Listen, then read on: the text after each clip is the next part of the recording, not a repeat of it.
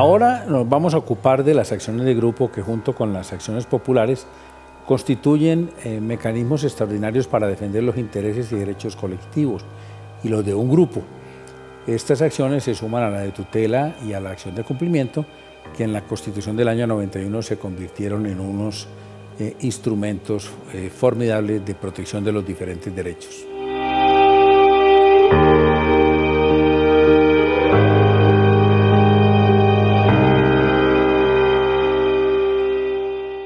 Las acciones de grupo son unas acciones de contenido patrimonial. La acción de grupo es una acción de naturaleza resarcitoria en la que quienes acuden a ella lo que están buscando es una reparación. Entonces lo primero que tenemos que examinar es la procedencia de la acción de grupo. La acción de grupo procede cuando quiera que un número plural de personas, que en principio debe ser no menor a 20, haya sufrido un daño proveniente de unos mismos hechos y de unas mismas causas y que además tengan unos mismos elementos uniformes de la responsabilidad que se va a alegar.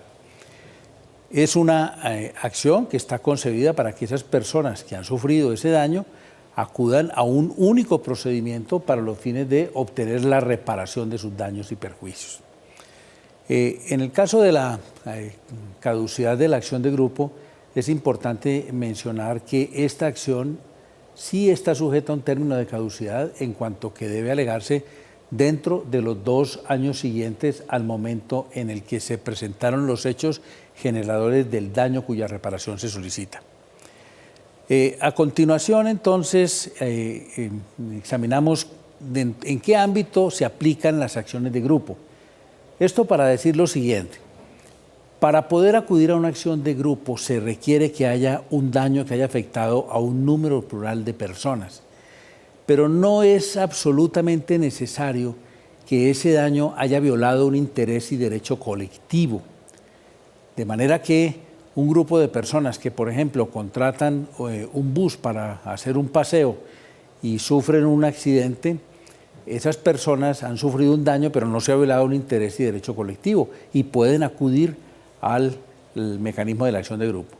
Pero eso no significa que cuando hay violación al interés y derecho colectivo y como consecuencia de eso se causa un daño, los perjudicados con ese daño puedan acudir también a la acción de grupo. Enseguida entonces nos ocupamos de la legitimación activa y pasiva, es decir, quién está legitimado para formular esta demanda y contra quién se puede formular. Desde el punto de vista activo, la demanda la puede formular cualquier persona del grupo, cualquiera de los que esté afectado y los integrantes del grupo, por supuesto, el defensor del pueblo.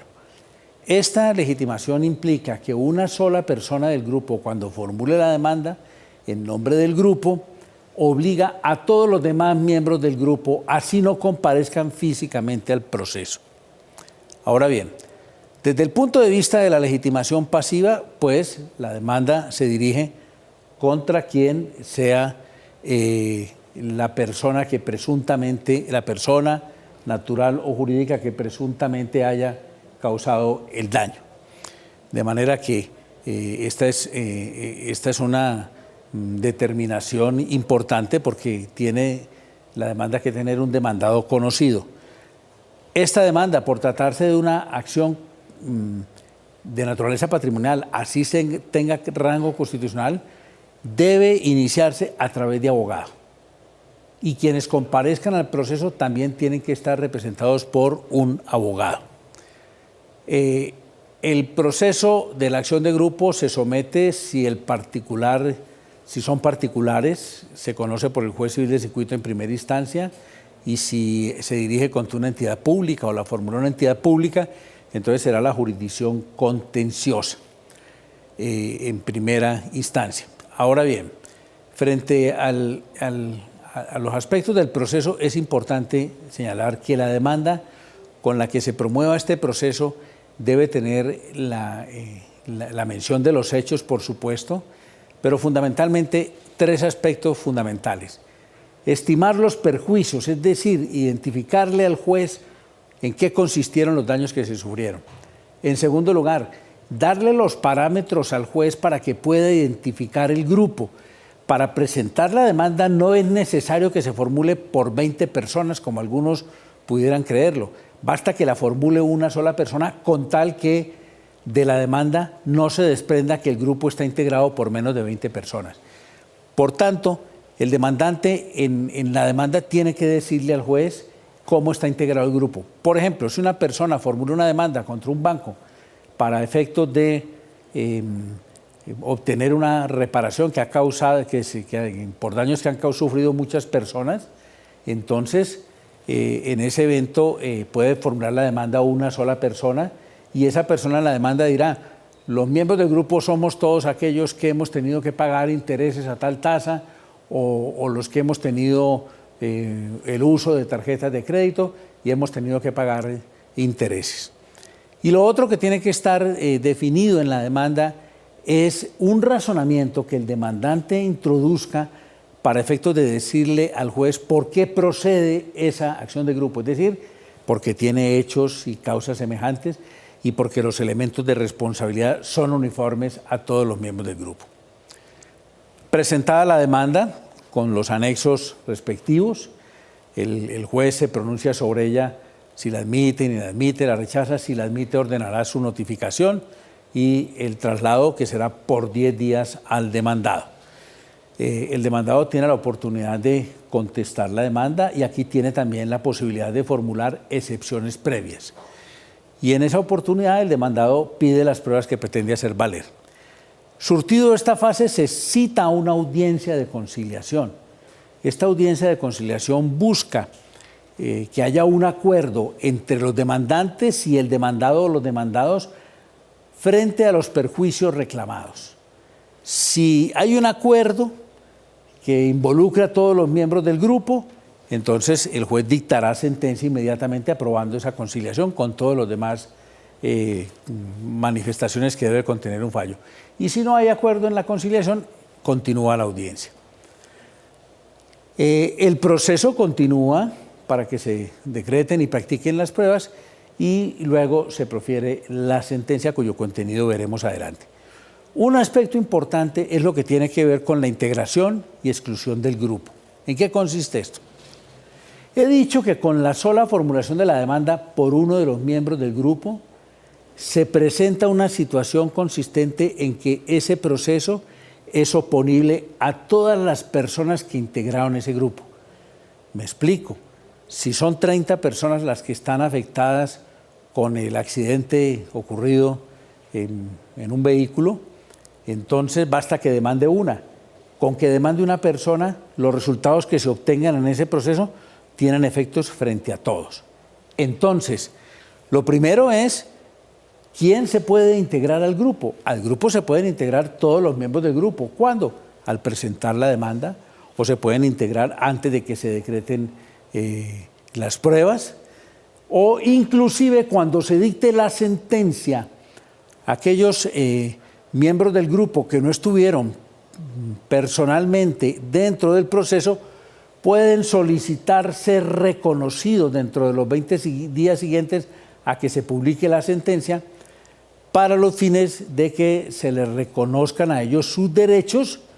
En ese evento no podrán pedir que les reconozcan perjuicios extraordinarios. ¿Y qué es la exclusión del grupo?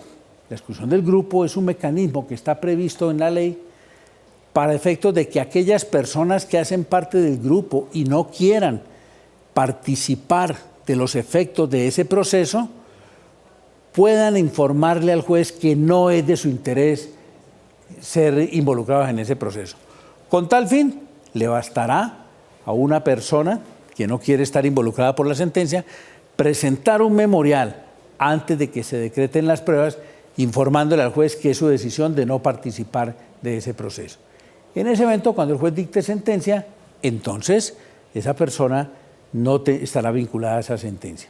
Ahora bien, cuando se dicta la sentencia declaratoria de responsabilidad del demandado, es posible que alguno de los miembros del grupo quiera pedir que se le excluya de los efectos de esa sentencia. ¿Por qué? Porque esa persona de ese grupo considera, por ejemplo, que la notificación que se hizo a personas como él no fue lo suficientemente eficaz y que no tuvo conocimiento del proceso y que por eso no pudo intervenir, y en consecuencia pide al juez, después de haberse proferido la sentencia, repito, dentro de los 20 días siguientes al momento en el que la sentencia se haya publicado, para que lo excluyan de ese grupo. En ese evento, el juez lo que hace no es anular la sentencia, el juez lo que hace simplemente es decretar que esa sentencia no va a tener efectos respecto de esa determinada persona o del grupo de personas. Y esa persona, por supuesto, ya liberada de los efectos de esa sentencia, podrá formular su demanda separadamente si a bien lo tiene. Ahora bien, la sentencia puede ser o desfavorable o favorable al demandante. Cuando es desfavorable al demandante, pues bastará simplemente que niegue las pretensiones de la demanda. Cuando es favorable al demandante, en esa sentencia, el juez deberá declarar la responsabilidad patrimonial del demandado y, como consecuencia de eso, el juez debe fijar a su cargo una indemnización de naturaleza colectiva. Ese demandado que fue vencido en el juicio tiene que consignar una suma de dinero para los fines de garantizar el pago a todos los miembros del grupo. Entonces el juez dice, la empresa transportadora le causó daños a todas estas personas y en consecuencia lo declaro responsable y además le impongo la obligación de pagar una indemnización de naturaleza colectiva del orden de 200 millones de pesos para efectos de pagar las respectivas indemnizaciones. Y enseguida en la sentencia el juez también define los requisitos que deben cumplir aquellas personas que son miembros del grupo, pero que no participaron activamente del proceso, para que se presenten a reclamar el pago de los perjuicios. ¿Cómo se hace el pago de esos perjuicios? El juez le ordena al demandado pagar esa indemnización colectiva, la cual se paga o se consigna a órdenes de la Defensoría del Pueblo. ¿Por qué es la Defensoría del Pueblo la que está encargada de recibir las peticiones de todos los afectados para proceder al pago conforme con lo que el juez haya ordenado? Entonces, esos miembros del grupo que son parte del mismo, pero no intervinieron activamente en el proceso, tienen que presentarse ante la Defensoría del Pueblo dentro de los 20 días siguientes al momento en que la sentencia fue notificada y publicada, a efectos de reclamar sus perjuicios. Y el defensor del pueblo le recibirá a cada uno la petición y dictará actos administrativos con base en los cuales va a ordenar que se hagan los pagos respectivos. ¿Qué efectos tiene esta sentencia? Esta sentencia pues tiene efectos frente a los miembros del grupo. ¿A cuáles miembros del grupo? A todas las personas que han sufrido daños provenientes de los mismos hechos y de las mismas causas y que participan de unos elementos de los mismos elementos de responsabilidad. Hayan o no intervenido en el proceso. Respecto de quienes no tiene efectos la sentencia no tiene efectos respecto de aquellas personas que se han excluido del grupo, como ya lo expresé, o respecto de aquellas personas que hayan formulado su demanda individualmente ante un despacho judicial. Esas personas no están vinculadas con este fallo. En materia de la revisión eventual, aquí también opera la misma normatividad prevista para el caso de las acciones de grupo, consistente en que los fallos proferidos por tribunales administrativos o los autos que le pongan fin al proceso proferidos por tribunales administrativos en procesos de acción de grupo están sujetas a la posibilidad de que se sometan a una eventual revisión por el Consejo de Estado. En ese evento, cualquiera de las partes puede pedirle al tribunal que promueva la solicitud de revisión eventual, en cuyo caso el tribunal envía el expediente al Consejo de Estado para que éste, dentro de los 3 meses siguientes, decida si esa sentencia es susceptible de revisión o si no lo es. Si llega a decretar que es revisable, entonces el Consejo de Estado asume la posibilidad de revisarla o la obligación de revisarla sin ningún límite. Ya no queda limitado frente porque esto no se trata de un recurso de apelación. Y lo último que tenemos que ver en relación con las acciones de grupo es lo relacionado con las medidas cautelares.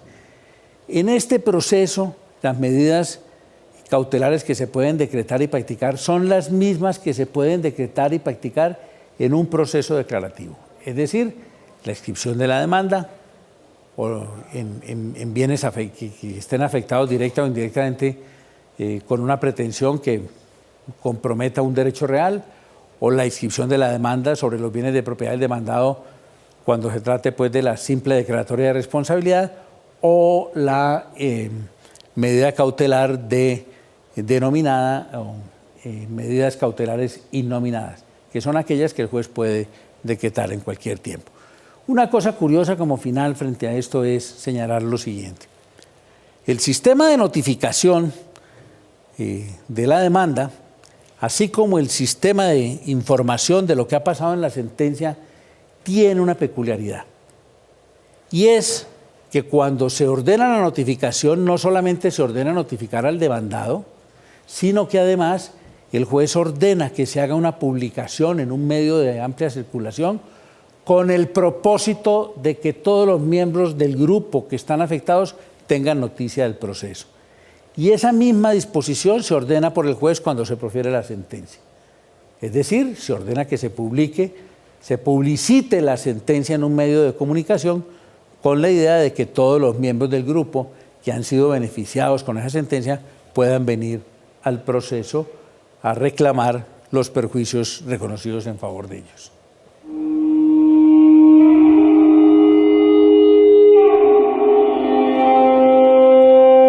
Profesor, estamos aquí a las puertas de la Biblioteca de Arquitectura, una antigua capilla. ¿Le trae recuerdos este sitio? Claro, yo he sido profesor de la Universidad de los Andes en la Facultad de Derecho desde enero de 1981. He hecho algunos intervalos por razones de ocupaciones públicas. Y en ese tiempo, yo creo que debo ser el profesor más antiguo, que no el más viejo de la Facultad de Derecho. Y como tal, he recorrido casi todos los salones. Esto, que era la capilla, era un sitio donde se hacían clases. Yo dicté clases aquí. Y era tal vez la única capilla donde me dejaban entrar libremente y donde yo me sentía a gusto. Era un salón muy solemne y era formalmente una capilla. De manera que me trae todos los recuerdos del mundo esta bellísima arquitectura. Entonces usted es básicamente laico. Ateo, fundamentalmente ateo.